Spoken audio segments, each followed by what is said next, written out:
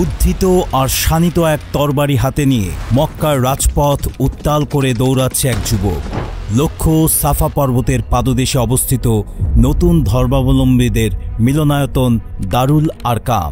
উদ্দেশ্য বাপদাদার ধর্মকে বৃদ্ধাঙ্গুলি প্রদর্শন করে গোত্রের মান সম্মান ডুবিয়ে নতুন ধর্ম প্রচার করা, মুহাম্মদ সাল্লাল্লাহু আলাইহি সাল্লামের জীবন প্রদীপ নেভানো। প্রতিমধ্যে সে যুবকের সাথে দেখা হলো তারই কুরাইশ গোত্রীয় ভাই নুয়াইম বিন আবদুল্লাহ রাদিয়াল্লাহু তাআলা আনহুর সাথে। নুয়াইম চিনেন এই তরবারি হাতে দৌড়ানো যুবককে। নুয়াইম ভালো করেই জানেন এই যুবকের জেদ, সাহসিকতা এবং শক্তি সম্পর্কে। নুয়াইম জানেন এই যুবক একবার যা করার জন্য প্রতিজ্ঞাবদ্ধ হন তা না করা পর্যন্ত হাল ছেড়ে দেন না। নুয়াইম রাদিয়াল্লাহু তাআলা আনহু জিজ্ঞেস করলেন, ওহে খাত্তাবের পুত্র, তরবারি নিয়ে যাচ্ছ কোথায়? মুহাম্মদকে হত্যা করতে। কাটভাবে উত্তর দিল যুবক। নুয়াইম রাদিয়াল্লাহু তাআলা আনহু ঘাবড়ে গেলেও বুঝতে দিলেন না যুবককে, বরং ঠান্ডা মাথায় বললেন, যে দিনের আলো নেভানোর জন্য তুমি যাচ্ছ তা তোমার ঘরে সূর্যের চেয়ে প্রখর তাপে জ্বলছে।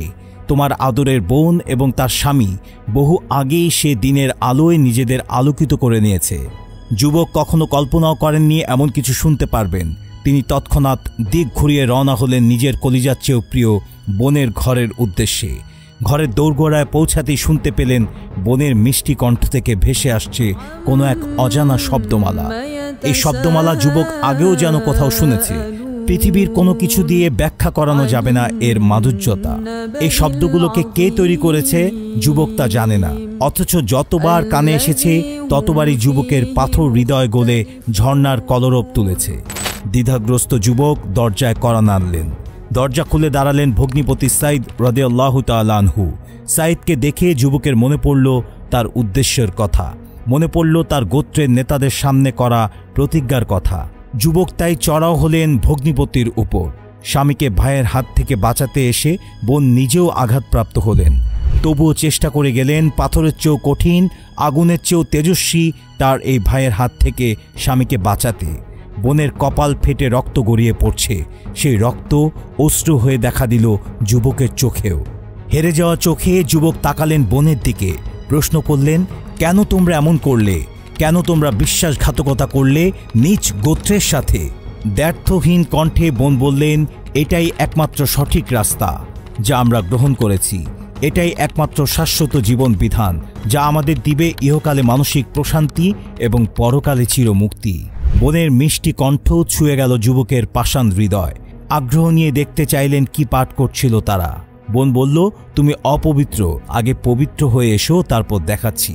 বোনের শেখানো পদ্ধতিতে পবিত্র হলেন যুবক। বোন তার সামনে তুলে ধরলেন একটি কাগজের টুকরো, যাতে লেখা ছিল পৃথিবীর সর্বশ্রেষ্ঠ গ্রন্থের কিছু অংশ। যুবক উচ্চস্বরে পাঠ করলেন সে শব্দমালা।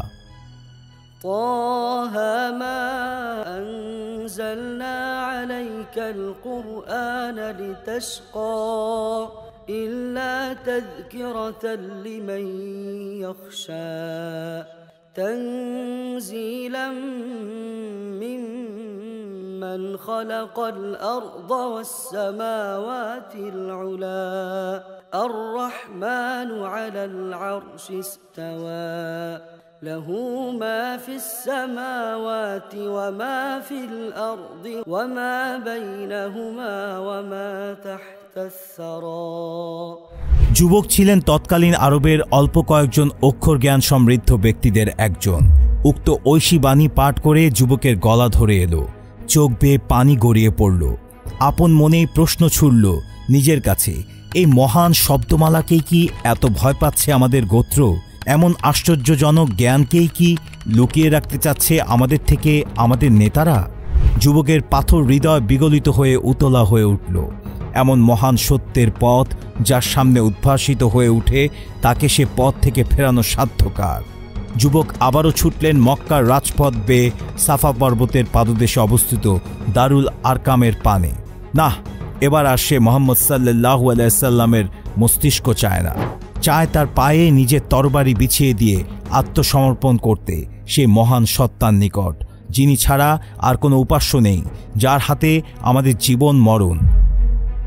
এতক্ষণ যে যুবকের কথা বলা হলো, নিঃসন্দেহে আপনারা এই যুবককে চিনেন। তিনি আর কেউ নন, রাসূল সাল্লাল্লাহু আলাইহি সাল্লামের অন্যতম প্রিয় বন্ধু সত্য এবং মিথ্যার মাঝে পার্থক্য তৈরিকারী আরবের সিংহপুরুষ, ইসলামের দ্বিতীয় খলিফা হযরত ওমর ফারুক রাদিয়াল্লাহু তাআলা আনহু, যার ব্যাপারে স্বয়ং রাসূল সাল্লাল্লাহু আলাইহি ওয়াসাল্লাম বলেছিলেন, আমার পরেও যদি নবুয়তের দরজা খোলা থাকতো তাহলে নিঃসন্দেহে তা ওমরের জন্য, যার হাত ধরেই সর্বপ্রথম মুসলমানরা প্রকাশ্যে কাবা প্রাঙ্গণে নামাজ আদায় করার সুযোগ লাভ করে।